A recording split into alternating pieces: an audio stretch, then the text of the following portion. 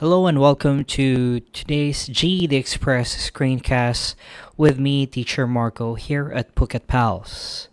And today I will help you with your GED RLA by going through some exam questions. Now, the GED RLA test, if you are not aware of, is composed of three parts, and two of those three are multiple choice are composed of multiple choice questions or drop down questions. Okay, so today we will answer a few examples of those questions. All right, so let's start. So before you will be able to answer the questions, you will be given a passage to read. Now, in this passage, our focus will be on grammar questions or questions that will require you to correct some grammar errors or mistakes on the passage. So, this is the passage that we will use for the first batch of questions. So, if I'm not mistaken, around 10 questions for this passage. Okay, you can pause your screen and take a look at this passage. And now let's proceed in answering the questions. Now, here is how it looks like. On the computer software that will be used for your GED test, you might be using a drop-down feature where you will have to click on the drop-down icon and select the proper option. But in this case, of course, the phrase or clause that you will need or word that needs correction is underlined, and on the right side is the question. Okay, so in the first question, you see here an underlined part. On our class trip to the U.S. capital, Washington, D.C., the teachers, so that part is underlined. So what do you think should be corrected, or what corrections should be made? Now, you have to check on the selection first. You can pause on your screen every time we go through a question. You can pause on your screen and give yourself time to think. Now, for this question, the correct answer is letter C. Why letter C? Because capital is a common noun and should be lowercase, and commas are correctly used to set off DC from the sentence. The same way that, they would be used with the name of a state. Okay, so of course we separate that from the name of the state, so we would need a comma. Now, D is the closest, but of course we don't need to capitalize the word capital. So the correct answer here is letter C. It's pretty simple, right? It's very basic. Okay, let's go with number 2. The underlined words here are now admitting at first that. So what do you think should be the correct answer here? Now, the correct answer is letter B. Why? Because the revision of now admitting at first that to now I have to admit that at first corrects the sentence fragment. Okay. So now admitting at first that I do not want to go. Okay, so we're creating a fragment here. So in order to have a proper language facility skill and, avoiding fragments, the best option is letter B. Now for number 3, the underlined word here is stretching. Along Parkway, stretching westward. So what is the answer here? So A is correct because there's no revision needed. The present participle is used to most precisely describe a long parkway while maintaining the present verb tense of the sentence. So that is correct. Okay. So let's go to question number 4. And undergoing. So in order for you to answer these questions, okay, you have to read the whole sentence.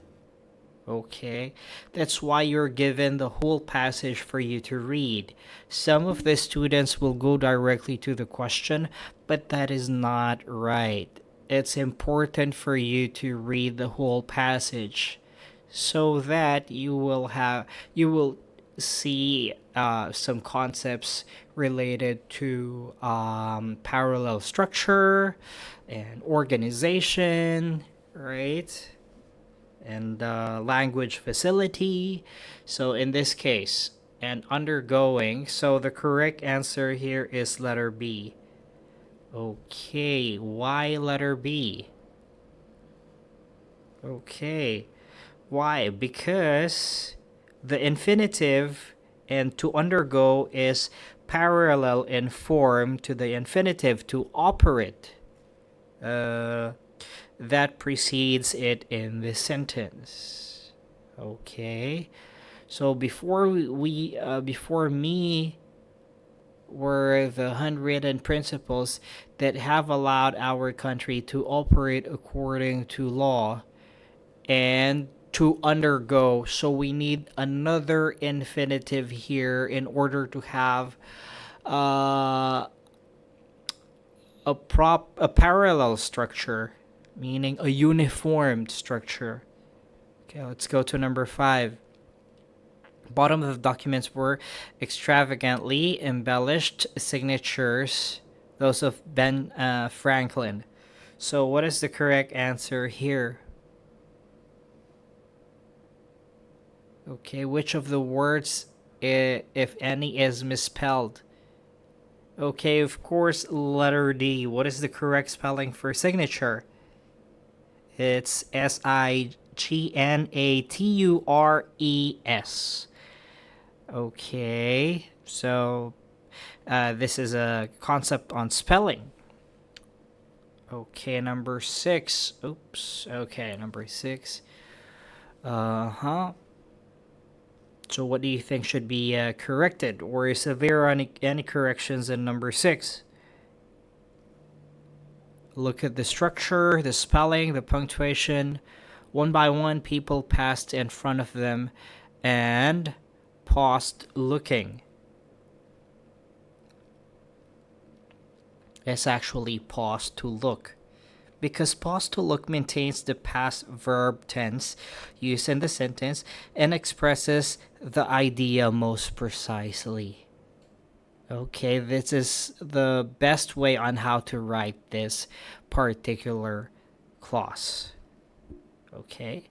Next, number 7. To protect the documents further, the lights in the exhibition hall are kept low. This is actually correct. There's no change required. Because, yeah, this is correct. Proper punctuation, capitalization is observed, spelling is correct. Okay, so everything is correct. And number 8, the building, okay. Each night, the cases are lowered into a fireproof and shockproof vault beneath the building in case of an emergency, they can be lowered instantly. So there's something off there. It sounds really off. So what do you think is the correct answer there? It's actually letter B, because replacing the comma after building with a period and capitalizing in revises the run-on sentence. So it's better. It sounds better. That's one thing that you should also use if you feel that something doesn't sound correct. You have to read it again, and of course, you might notice a run on sentence. What is a run on sentence? A run on sentence is a sentence that is not punctuated properly. So there is something wrong with the punctuation. Okay, some thoughts should be divided or interrupted or punctuated properly. And in this case, we need a full stop. And number 9,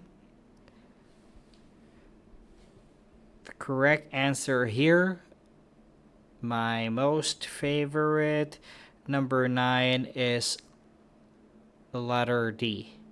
Much to my surprise, all of the places we visited, the archives turn out to be my most favorite.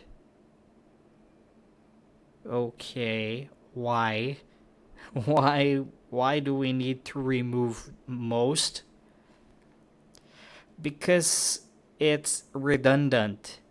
If you say most and favorite together, it means two words or two adjectives. You're using two adjectives that are meaning the same thing. All right. The adjective favorite implies something is the best. You don't need an addition of a superlative, which is most. And number 10.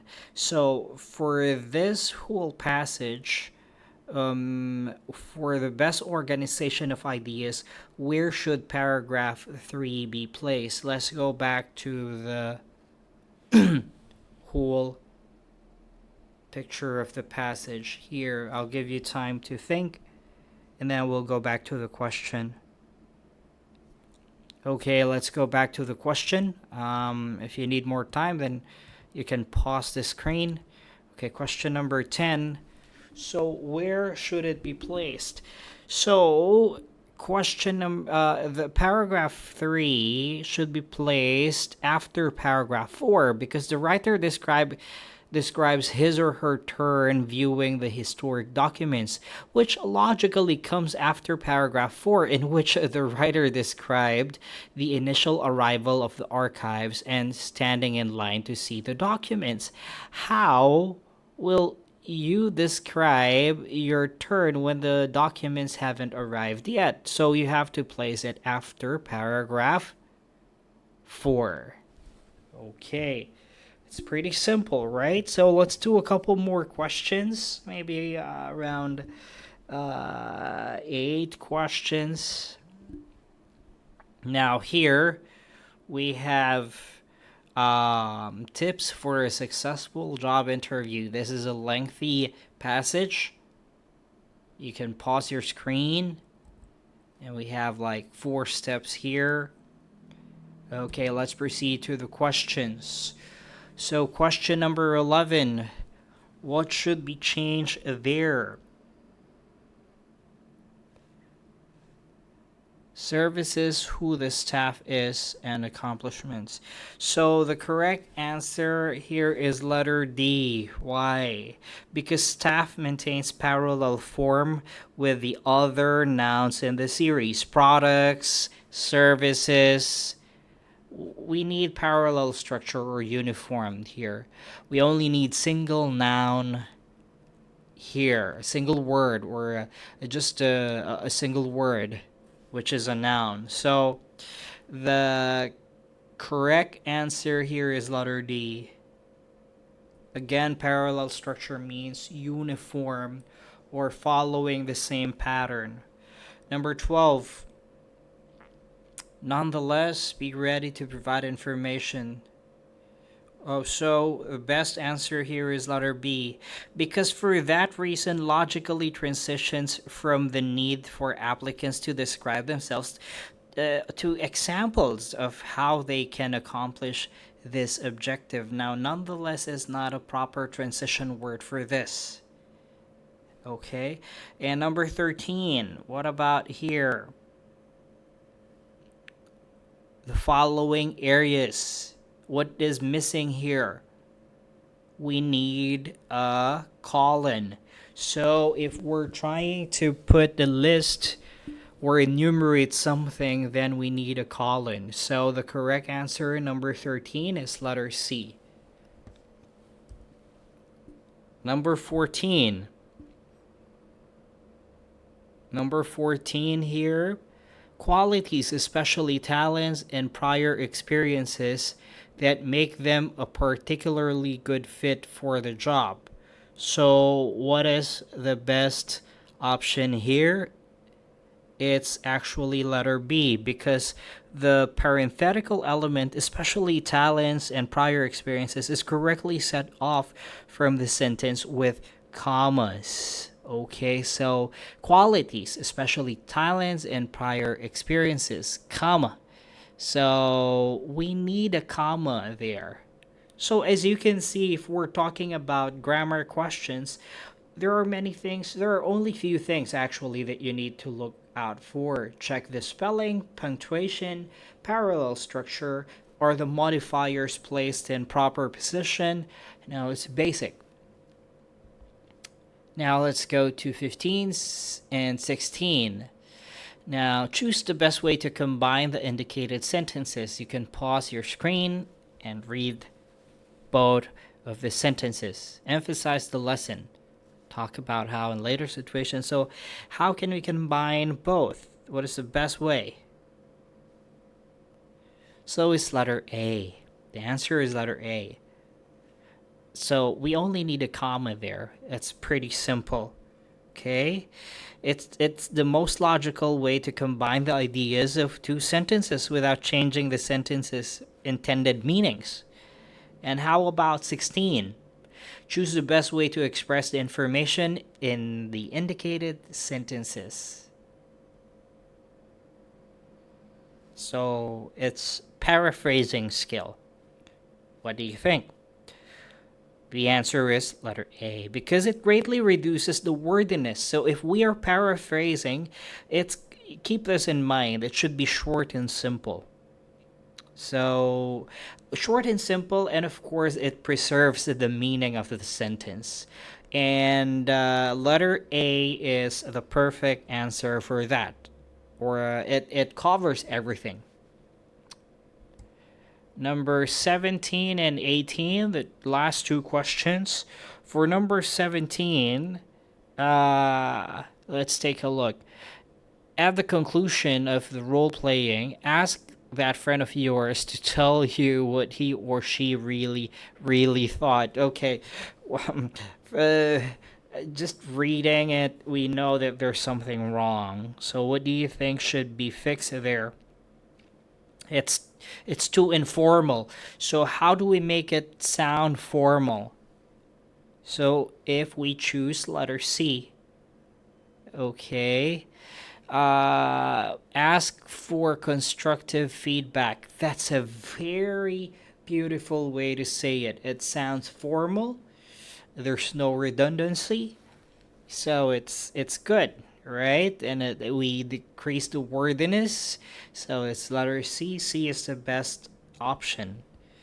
And number 18, last, make sure to eat a nutritious meal and allowing extra time. Oops, there was something here. Again, parallel structure. So we should select letter D because it maintains, again, parallel structure of the imperative verb forms that appear in the paragraph, like where, bring, get, make sure, allow. There you go. Now it sounds parallel, right? So these are kinds of questions that you will encounter on your GED RLA tests that are focused on the grammar skill or on your grammar skill. I hope that you learned something today. Just make sure to compare all the options, check which one is the best option, which one is suitable, and I'm pretty sure you will be able to have a good score on your GED RLA test. I want to thank you for your time, and please do subscribe in our channel, hit on that like button as well, and share this video so that we can help more people like you. All right, thank you so much, and I'll see you again on our next video. Bye bye.